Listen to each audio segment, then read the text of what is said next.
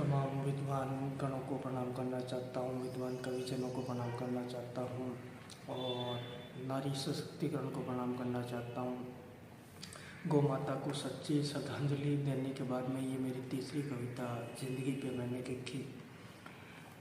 लिखी इसलिए कि गौ माता को एक सुरक्षित अच्छी गौशाला मिले। और एक मेरा मकसद है कि ये जो सत्युग की वो माँ, जिस माँ के बॉडी में 33 करोड़ देवी देवता विराजमान है, उस माँ को ध्यान में रखकर निस्वार्थ भाव से तीसरी कविता ज़िंदगी पे लिखी, जो आप लोगों के बीच में रखना चाहता हूँ, प्रस्तुत करना चाहता हूँ। जिंदगी ए नासूर ना बन, जिंदगी ए नासूर ना बन, अभी कई उड़ान बाकी है, भाग दौड़ भरी ज़िंदगी में अभी सुकून बाकी है। यहाँ से चले मंजिल की ओर, यहाँ से चले मंजिल की ओर, अभी कई ख्वाब बाकी है ज़िंदगी का पन्ना, है ज़िंदगी का पन्ना, अभी पूरी किताब बाकी है। क्योंकि ज़िंदगी आज के 21वीं सदी में किस प्रकार व्यतीत हो रही है, ज़िंदगी में कौन सी दिक्कतें, कौन सी मुश्किल परेशानियाँ आती हमारे समक्ष, वो 21वीं सदी की हकीकत, कड़वी सच्चाइयों को ध्यान में रखकर ये मेरी तीसरी कविता ज़िंदगी पे। हमें ज़िंदगी से हमेशा जूझना चाहिए, लड़ना चाहिए, क्योंकि निस्वार्थ भाव से किया गया कार्य ईश्वर को पसंद है। तो शायद यही बात समझ के यही कहना चाहता हूँ, ज़िंदगी में तकलीफ़ें, मुसीबतें, कठिनाइयाँ, दिक्कतें हर इंसान के जीवन में आती है, लेकिन इंसान को निराश नहीं होना चाहिए, हताश नहीं होना चाहिए। अपने मुकाम तक पहुंचने के लिए निरंतर अभ्यासरत रहना चाहिए। ज़िंदगी ये नासूर ना बन, अभी कई उड़ान बाकी है, भाग दौड़ भरी ज़िंदगी में अभी सुकून बाकी है। यहाँ से चले मंजिल की ओर, अभी कई ख्वाब बाकी है ज़िंदगी का पन्ना, अभी पूरी किताब बाकी है। ज़िंदगी से जूझना, लड़ना ही हमारे ज़िंदगी का मकसद होता है और हमें उस मंजिल तक पहुंचने की अति आवश्यकता है, जिस मंजिल तक हम पहुंचना चाहते हैं, जिस मंजिल तक पहुंचने के लिए हमने ख्वाब देखे। ज़िंदगी में मुसीबत, कठिनाइयाँ हर इंसान के जीवन में आती है, लेकिन कहने का मतलब है ज़िंदगी से जूझना, लड़ना, मेहनत करना हमें आना चाहिए और ज़िंदगी से हार नहीं माननी चाहिए। लाख कोशिश करना है ज़िंदगी, लाख कोशिश करना है ज़िंदगी, कोशिश कर जीत जाना है ज़िंदगी, लाख कोशिश करना है ज़िंदगी, कोशिश करके जीत जाना है ज़िंदगी। दिल में तेरे कई अरमान, दिल में तेरे कई अरमान, अपमान जीतना है ज़िंदगी, दिल में तेरे कई अरमान, अपमान जीतना है ज़िंदगी। क्योंकि हम ज़िंदगी में जो मुकाम तक पहुंचते हैं तो दिक्कतें, प्रॉब्लमें आने के साथ साथ हमें हर इंसान से जलील होना पड़ता है, हर इंसान से बेइज्जत होना पड़ता है। तो अपमान जीतना है ज़िंदगी। जिस दिन हम अपमान जीतना सीख जाएंगे, उस दिन हमें ऑटोमेटिक सम्मान, यश, कीर्ति मिल जाएगी। दिल में तेरे कई अरमान, अपमान जीतना है ज़िंदगी, गिर के उठना, गिर के उठना, उठकर गिरना नामंजूर है ज़िंदगी, गिर के उठना, उठकर गिरना नामंजूर है ज़िंदगी, तपते अंगारों को जीतना है ज़िंदगी। एक बहुत अच्छा एग्जाम्पल देना चाहता हूँ इस कविता के माध्यम से। एक रानू मंडल जो रोड के किनारे भीख मांगने का कार्य करती थी, पता नहीं उसने किस भाव से भीख मांगी और भीख मांगते मांगते रातों रात सुपर स्टार बन गई थी। और जो अपने टाइम के सुपर स्टार थे, संतोष आनंद साहब, पता नहीं उससे क्या गलतियां हो गई, वो मैं नहीं बता पाऊँगा। ईश्वर ने एक अच्छी फैमिली दी, अच्छा मुकाम दिया, लेकिन ईश्वर ने एक निश्चित टाइम के बाद फैमिली छीनी, एक अच्छा रुतबा था वो छीना, पैसे रुपए भी छीन लिए। तो ये जीता जागता भारत देश का पॉपुलर एग्जाम्पल है।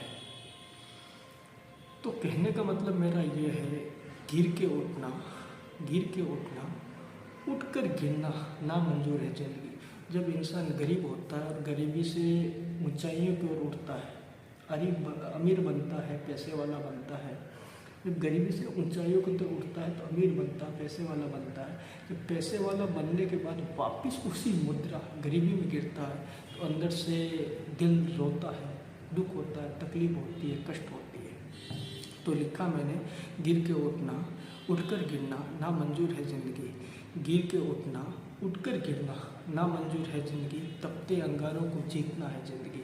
ज़िंदगी में जब हम अपने मुकाम तक पहुंचते हैं तो ये मुश्किल दिक्कतें तपते अंगारों से भी हावी ज़्यादा है।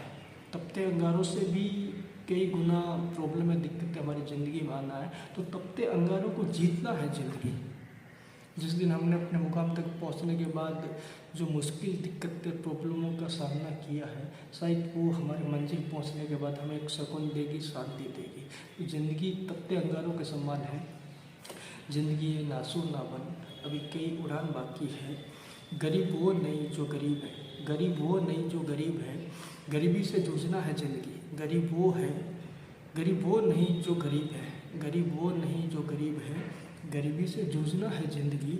सम्मान यश कृति तेरे अरमान नहीं, सम्मान यश कृति तेरे अरमान नहीं, दुख दर्द कष्ट झेलना है ज़िंदगी। सब खत्म हो जाना जैसा कुछ नहीं, सब खत्म हो जाना जैसा कुछ नहीं, नई शुरुआत करना है ज़िंदगी। गरीब हो नहीं, गरीब होना कोई अभिशाप नहीं है। ऐसे भारत देश में कई एग्जाम्पल भरे पड़े हुए हैं कि ऐसे ऐसे कई एग्जाम्पल है भारत देश के इतिहास के अमिट पन्नों पे कि जिनके घर में 2 वक्त की रोटियां नहीं थी, आज वो अच्छी अच्छी जगहों पे पोस्ट पे विराजमान है, अच्छी अच्छी जगहों पे सुशोभित है। जिनके घर में सुबह शाम का 2 वक्त की रोटियां नहीं होती थी, आज वो अच्छी अच्छी जगहों पे सुशोभित है और अपने मुकाम पे है। तो गरीब होना कोई अभिशाप नहीं है। और यही मैंने सुना, यही सीखा कि गरीबी से लड़ना ही ज़िंदगी है। हर कोई इंसान पैसे वाला बन के नहीं आता इस तरह में, लेकिन बहुत से ऐसे एग्जाम्पल हैं कि गरीबी से उठकर अमीरी की तरफ पहुंचा है। अमीरी वाला इंसान, जो पैसे वाला इंसान, वापस गरीबी की मुद्रा में वापस खड़ा हुआ है। तो कहने का मतलब, मैंने पिछली पंक्तियों में, पिछली कविता में एक बात कही थी कि हम घर में बैठे हुए ईश्वर की बात क्यों नहीं सुनते। हमने यही सुना, तमाम ईश्वर तुल्य पैनलिस्ट ने यही कहा कि हमारे घट के अंदर ही ईश्वर का विराजमान है, हमारे घट के अंदर ही स्वयं ईश्वर विराजमान है। कई बार हम आमतौर भाषा में बोलते हैं ना कि दिल पे हाथ रख के बता, दिल से बोल रहा है क्या, ये बात क्यों बोलते हैं? क्योंकि हमारे घट के अंदर ही ईश्वर का विराजमान है। हम घट के अंदर बैठे हुए ईश्वर की बात न सुन करके मन रूपी राक्षस की बात सुन लेते हैं। मैंने मन को राक्षस, नटखट, बदमाश बोला, उसके बावजूद मैंने मन को एक राक्षस की संज्ञा दी है। ये मन नटखट रूपी बंदर जो राक्षस है, ये हमें उस गंदगी में पटक देगा, उस मौत के कुएं में ढकल देगा जिस कुएं में ना आप गिरना चाहोगे ना मैं गिरना चाहूँगा। फिर भी हम मन रूपी राक्षस की बातें सुन करके क्यों उस मौत के कुएं में कूद जाते हैं जो हमें आपके लिए शोभाजनक नहीं है और शोभामान नहीं है। लेकिन घट में बैठा हुआ ईश्वर की बातें सुननी चाहिए जो हम आप नहीं सुनते। इसलिए हम हताश हैं, निराश हैं। शायद 21वीं सदी में ऐसे कई विद्वान हैं जो घट में बैठे हुए ईश्वर की बातें न सुन करके मन रूपी राक्षस की बातें सुन के उस मौत की गहरी खाई में कूद जाते हैं जहाँ पर उनका गिरना अच्छा नहीं होता, अच्छा नहीं समझा जाता। क्यों गिर जाते हैं, उस बात पे विचार विमर्श करने की अति आवश्यकता है, उस बात पे सोचना अति आवश्यक है। गरीब वो नहीं जो गरीब है, गरीबी से जूझना है ज़िंदगी। सम्मान यश कृति तेरे अरमान नहीं, दुख दर्द कर झेलना है ज़िंदगी। सब खत्म हो जाना जैसा कुछ नहीं, सब खत्म हो जाना जैसा कुछ नहीं, नई शुरुआत करना है ज़िंदगी। कई बार मन रूपी राक्षस बोलता है कि यार अब सब कुछ खत्म हो गया, हम रुक चुके हैं। तो ये जो सब कुछ खत्म हो गया, ये मन रूपी राक्षस के वर्ल्ड है और नई शुरुआत करना है ज़िंदगी। ये हमारे घर में बैठा हुआ ईश्वर हमें बताता है। ज़िंदगी से जूझते रहना, ज़िंदगी से टकराते रहना हमारा ज़िंदगी का मकसद है। रखा करो सबसे नज़दीकियाँ, रखा करो सबसे नज़दीकियाँ, ज़िंदगी का भरोसा नहीं। रखा करो सबसे नज़दीकियाँ, ज़िंदगी का भरोसा नहीं। फिर कहोगे चुपचाप चले गए और बताया भी नहीं, फिर कहोगे चुपचाप चले गए और बताया भी नहीं। क्योंकि हर इंसान से मान सम्मान पद प्रतिष्ठा मिलनी चाहिए और देनी भी चाहिए। इंसान के काम आना चाहिए। पता नहीं 21वीं सदी में आज का भगवान, आज का इंसान, आज का मनुष्य, आज का प्राणी, आज का मानव इंसान इंसान से घृणित हो रहा है, इंसान इंसान से कट रहा है।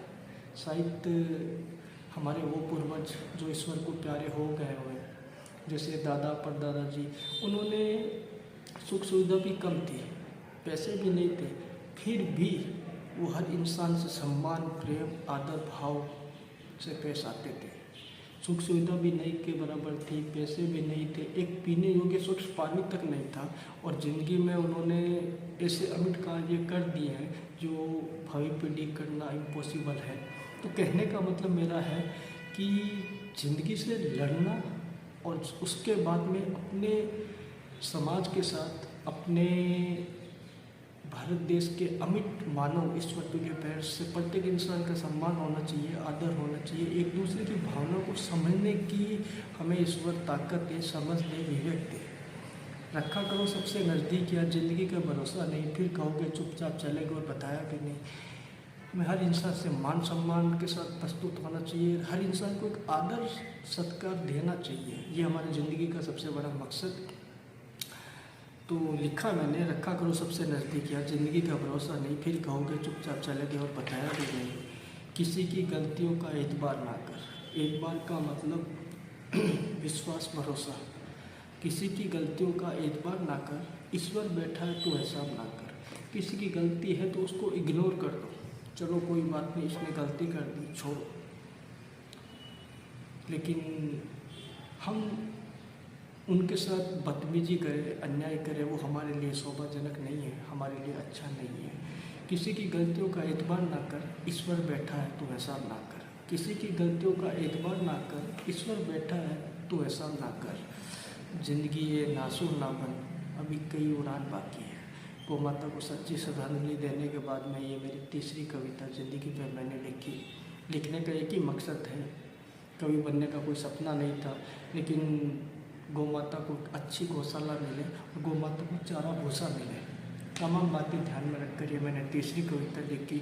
आज वो माँ, जिस माँ के दूध के कर्जदार सतयुग के श्री कृष्ण भी थे, जिस माँ के बॉडी में 33 कोटि देवी देवता का निवास है, विराजमान है, आज 33 कोटि देवी देवता वाली माँ रोड के किनारे हताश है, निराश है, प्लास्टिक की थैलियाँ खा रही है, गंदा कचरा खा रही है। उस माँ को अच्छी सुरक्षित गौशाला किस प्रकार मिले, उसके लिए हमें आपको सोचना चाहिए। गौ माता की पॉपुलेशन, जनसंख्या किस प्रकार बढ़नी चाहिए, वो हमें सोचनी चाहिए।